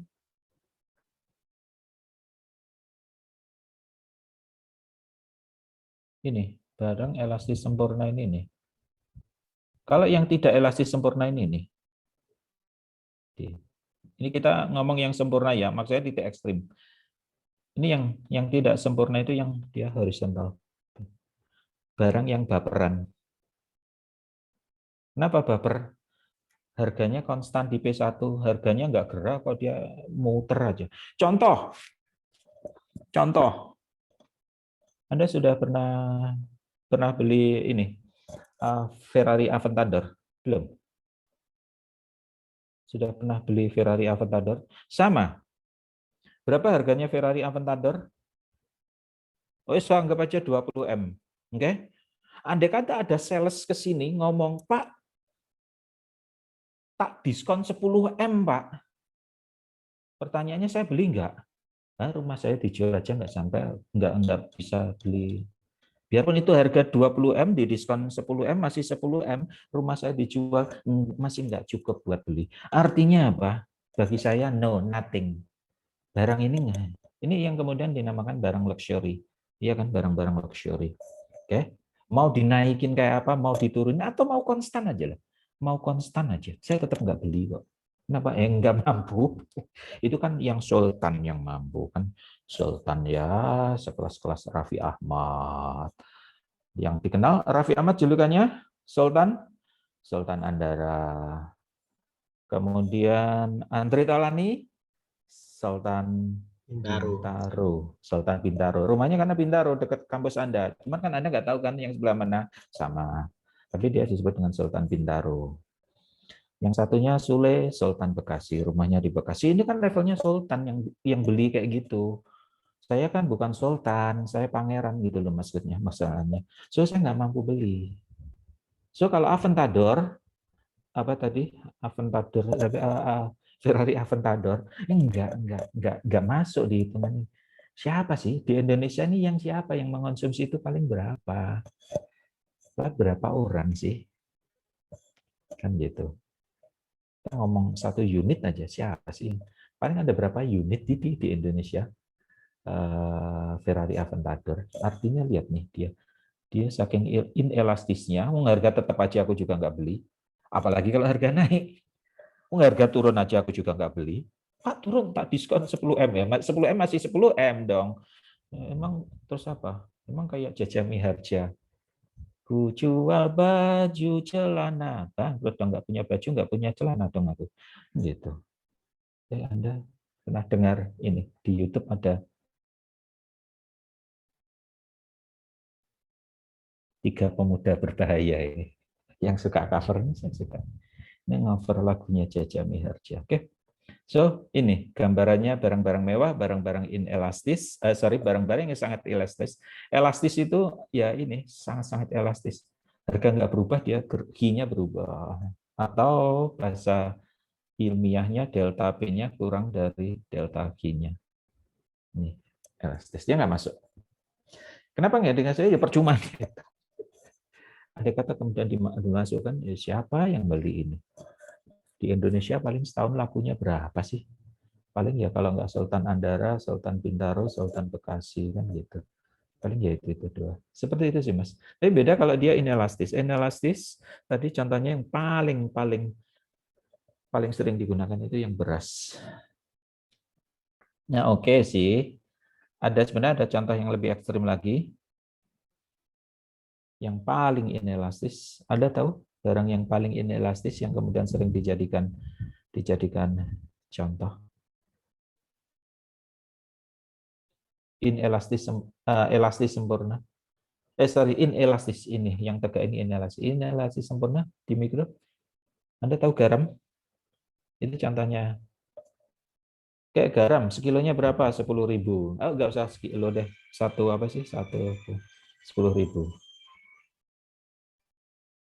Oke. Inelastis. Naik 12.000, ya belinya 1 kotak, satu plastik lah, satu plastik. Kalau dikurangin nggak enak. Tapi mari kita kemudian berandai-andai, andai kata Harganya yang tadi normalnya 10.000 jadi 1.000. Apa kemudian Anda borong? Buat apa? Kalau nonton sinetron Anda dimut-mut kan nggak mungkin kan? Beli dimut-mut artinya ya kebutuhan garam Anda segitu sebulan misalnya 1 kotak itu ya belinya 1 kotak. Harga turun Anda nggak akan borong buat beli mut-mutan, enggak. Atau Anda harganya naik terus kemudian ngurangi garamnya, hambar dong. Kan gitu. Nah, garam itu kemudian dia dimasukkan ke dalam perhitungan inflasi. Cuman komoditinya garam ini yang garam itu masuk sembako enggak ya? Saya lupa saya. Garam masuk sembako enggak? Ada yang tahu? Garam ini masuk sembako enggak? Sepertinya enggak masuk, tapi dia contoh ekstrim di ekonomi mikro. Nah, yang umum sih beras. Seperti itu. Karena masyarakat kita makanannya beras. Nah, ini dia komponen tertinggi. Geser sedikit harga beras, maka dia berpengaruh terhadap inflasinya tinggi. Oke. Itu yang kemudian istilah dikenal volatile good dan non-volatile good. Volatile itu harganya naiknya. Dan ada yang non-volatile. Lainnya, 3 pemuda berbahaya. Lainnya. Oke. Di bagian terakhir, ini. Bagian terakhir, ini. Pengangguran. Pengangguran ini emang bahas yang paling nggak enak itu bahas pengangguran gitu. Oke, di awal saya katakan bahwa dia pengangguran itu tercermin juga di sini PDB. Tadi di awal saya sampaikan. PDB, ternyata dari perubahan PDB dia kemudian bisa mencerminkan inflasi. Demikian pula PDB itu bisa mencerminkan pengangguran. Nah, nanti Anda akan berhadapan dengan hukum Okun. Hukum Okun menyatakan kalau Y-nya naik, PDB naik, maka unemployment-nya turun. Dan sebaliknya, kalau Y-nya turun, maka unemployment-nya naik. Ini hukum Okun. Nanti di sesudah UTS. Tapi di sini, sehingga dari sini ini kemudian ini menjadi target. Mengapa sih Pak menjadi target? Ya, Anda bayangkan kenapa sih setiap kali mau pilpres ini jadi bahan itu namanya kampanye. Mau kadrun kek, mau cebong kek, bahannya sama, pengangguran. Ya, gitu. Kok kadrun apa? Kampret, sorry. Mau cebong, mau kampret, pasti sasarannya ini, kan gitu. Berusaha nambah lapangan pekerjaan. Iya, emang cebong sama kampret, sekarang cebong sama kampret bersatu kan gitu ya. Yang kecewa loh salahnya sendiri itu kalian milih dulu kan gitu. Pokoknya intinya kemudian cebong sama kampret bersatu. Masuk di pemerintah semua. Oke, whatever cebong, whatever kampret, tapi ini tuh kemudian menjadi PR di setiap pemerintahan.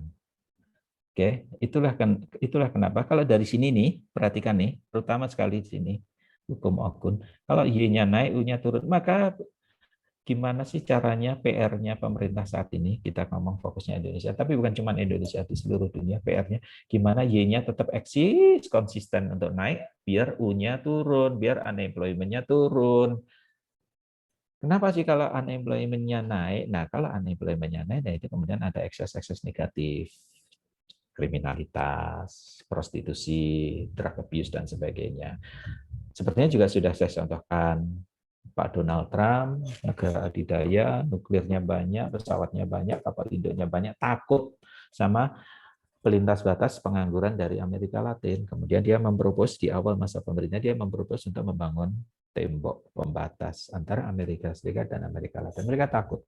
Tiap malam kucing-kucingan mereka. Banyak yang berusaha. Kan gitu. Takut. Ternyata takutnya Pak Donald Trump sama pengangguran. Oke? Itu Pak Donald Trump. Nah, sama dengan kita. Oke? Nah, Anda kata cebong sama kampret ini banyak nganggur. Cebong. Apaan, Pret? Tuh, lihat tuh, hidupmu aja sengsara. Iya nih gara-gara cebong nih, gara-gara campret, udah dibakar langsung demo. Akhirnya saya sengsara. Dulu ingat peristiwa demo Pilpres itu kan, saya kan naik kereta ke kampus, naik kereta. Ini gara-gara mereka cebong sama kampret berantem di depan KPPU, kemudian kan sampai memblokade stasiun Palmerah, tutup, bakar-bakarannya gitu kan. Kenapa? Nganggur. Nggak cebongnya, nggak kampretnya, sama-sama nganggur, itu aja. Tapi kalau kerja, nggak mau kok mereka. Pret, bong, 100.000 kamu demo. Kerja aja enak. Di dalam kantor aja udah ada. Pret, bong, kamu mau demo? Berapa emang bayarnya? 1 M, mau. Saya mau. Kalau ada 1 M yang bayar saya demo, saya mau. Kalau cuma 100.000, PBJ di sini aja. Nah ini akses politisnya gede, sehingga ini kemudian ditanggulangi. Unemployment semuanya nanti berusaha ditanggulangi. Baik Amerika Serikat, Jepang, Inggris, Prancis yang sudah advance, maupun negara-negara developing seperti kita, apalagi yang masih underdeveloped, yang miskin, ini masalahnya pengangguran. Oke? Nah ini yang berusaha ditanggulangi. PR besar. Ujung-ujungnya gimana sih cara menciptakan lapangan kerja, atau oke lah by the end ujung-ujungnya gimana sih menekan angka pengangguran supaya nggak gede-gede, itu aja. Karena ini korelasinya nanti banyak nih. Kriminalitas, penyakit sosial lainnya, kemiskinan dan sebagainya. Nah ini yang perlu ditanggulangi. Nah, definisi employed, apa sih employed? Orang yang bekerja. At paid job, bayaran tertentu. Unemployed, not employed but looking for a job. Anda harus tahu definisinya. Contoh, Anda masuk pengangguran nggak? Anda masuk pengangguran nggak? Anda status Anda apa? Mahasiswa. Mahasiswa tapi PJJ terus-terusan. Anda kan termasuk kaum rebahan sekarang. Iya, mayoritas waktu Anda habis untuk rebahan, Pak. Pak, saya kuliah, tapi kan kuliahnya sambil rebahan. Pegang HP, ada yang kelihatan bantalnya. Ya nggak apa-apa, saya nggak nyindir. Cuman kan pertanyaan kan sederhana. Apakah Anda masuk dari bagian dari unemployment? Apakah Anda termasuk pengangguran? No. Kenapa? Ya ini definisinya kan ini. Not employed but looking for a job. Kan Anda nggak looking for a job. Kenapa nggak looking for a job? Karena Anda masih sekolah. So tenang aja, saya bukan pengangguran. Kan gitu. Labor force. Apa labor force? Angkatan kerja. Ini semua definisi ini di kita juga ada. Not in the labor force, berarti dia not employed, not looking for a job. Nah, Anda terus kemudian kalau suatu saat someday Anda memutuskan untuk menjadi ibu rumah tangga yang baik hati, tidak sombong, maka Anda masuk ke kategori mana? Loh kan ibu rumah tangga itu kan nggak kerja. Nggak kerja tapi juga not looking for a job, not looking for work, nggak nyari kerjaan. Artinya Anda kalau memutuskan untuk menjadi ibu rumah tangga, atau buat yang laki-laki, memutuskan untuk menjadi seorang bapak rumah tangga, Anda masuk kategori yang mana? Ini pengkategorian aja. Dari kategori-kategori itu, nanti kemudian dihitung unemployment rate-nya, kan seperti ini. Apa sih? A percentage of labor force that is unemployed. Persentase angkatan kerja yang tidak bekerja atau yang sedang menganggur. Ini hanya masalah apa tuh? Masalah definisi dan masalah perhitungan. So di sini teman-teman BPS juga, dan ini metodenya apa? Metodenya perhitungannya survei juga. Nah ini nggak ada sesuatu apa ya kalau menurut saya apa nih? Untuk yang bagian chapter terakhir pengangguran ini selain konsepnya hitung-hitungan menghitung pengangguran, nggak ada konsep. Menurut pendapat pribadi saya tidak ada konsep perhitungan pengertian yang harus saya sampaikan yang lebih advance, karena nanti akan ada lagi unemployment-nya di chapter ini. Nah ini diperkenalkan cara menghitungnya saja. Ada pertanyaan di sini? Jumlah pengangguran ini menakutkan siapapun. Entah presidennya dari Jepang, dari Kampret, semuanya menakutkan pengangguran. Dan ini yang berusaha ditanggulangi. Kita pun sama. Itulah kemudian kalau Anda ini, maka laporan pemerintah itu pertumbuhan ekonomi, pertumbuhan lagi, pertumbuhan lagi, pertumbuhan lagi, pertumbuhan lagi. Karena memang kebijakan fiskal, kebijakan moneter itu gimana cara mendorong Y-nya itu terus tumbuh. Jangan sampai runtuh. Kalau tumbuh, nih akibatnya. Contoh sekarang, pandemi COVID 2019 di tahun 2000 kemarin. Terjadi lonjakan pengangguran kan? Ya iya. Contoh di Kalmong yang biasanya warung Ngawi, warung Jatim, Cilok, warung fotokopi di pojokan kiri itu apa mentok? Oh, ini es krim ya, es krim dan es buah atau apalah, jus-jus yang dekatnya masjid juga gitu, warung Ikin, warung KFC, Kalimongso Food Corner. Nah kalau Anda tutup, Anda PJJ terus-terusan kan mereka selesai kan? Mereka jualan apa kan gitu. Biasanya minimal Anda fotokopi selembar 2 lembar, ya mereka sih. Pendapatan mereka seperti apa? Kan anjlok. Terus mereka ngapain Pak sekarang? Ya saya juga kurang tahu. Nah ini efeknya. Kan merembetnya ke situ kan. Merembetnya ke situ. Ada pertanyaan? Oh, saya sudah di chat ini.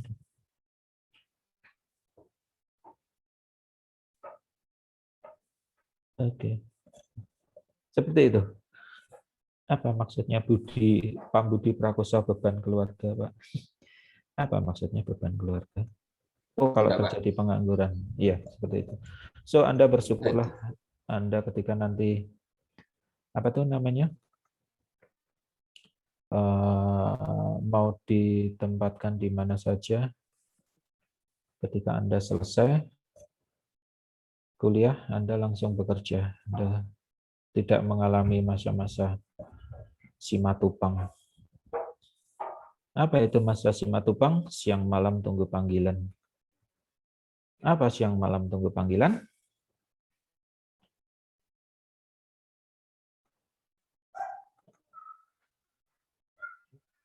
Maksudnya siang malam tunggu panggilan kan kalau let me tell you something, ini rahasia di antara kita ya.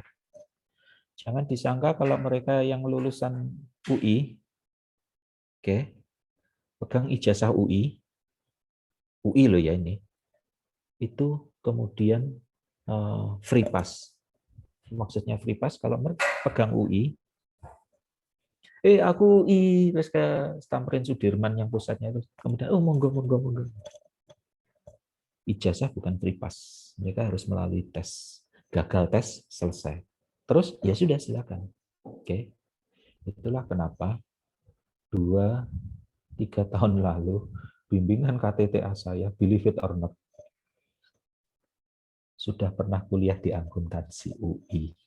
Sudah 2 tahun akuntansi loh. Nggak perlu sebut nama. So, beruntung Anda. Oke. Loh, Pak, tapi nanti kalau masalah nanti Anda pengen berubah itu kan nanti. Yang penting kan istilahnya satu kursi Anda rebut dulu, di tag sama Anda. Termasuk saya juga iri sama Anda. Oke. Lulusan UI, lulusan UGM itu harus melamar pekerjaan. Itu kan kemudian banyak universitas yang cemburu sama Anda, kemudian berusaha ya agak-agak mengungkit-ungkit status Anda. Kok enak ya kalian ya. Nggak perlu ngelamar sana sini langsung. Oke, ini tugas Anda. Ini kalau pertemuannya Senin harusnya Jumat, nah berhubung ini hari Sabtu besok ya. Besok Minggu jam oke lah jam 19.00 selambat-lambatnya. Silakan kumpulkan, upload Google Drive kelas, nanti sampaikan URL-nya ke saya, jadi saya tinggal download. Biasa kerjakan, tulis tangan, gampang kok. Hitung-hitungan tapi bukan hitungannya tapi konsepnya. Nanti di Senin kita bahas. Pertanyaan sebelum saya tutup? Ada yang menyesal menyesal masuk STAN terus pengen ngulang lagi yang UTBK tahun ini? Sama aja. Ya siapa tahu ada yang iseng-iseng berhadiah. Oke, kalau nggak ada, terima kasih atas perhatiannya. Assalamualaikum warahmatullahi wabarakatuh. Selamat pagi dan salam sejahtera untuk kita semua. Waalaikumsalam.